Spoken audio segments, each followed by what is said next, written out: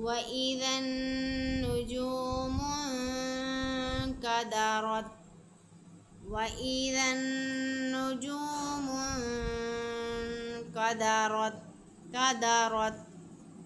दाल को नरमी से अदा करेंगे। दाल को नून के साथ सख्ती से मिलाना है क्योंकि नून के ऊपर मुशद्दद है।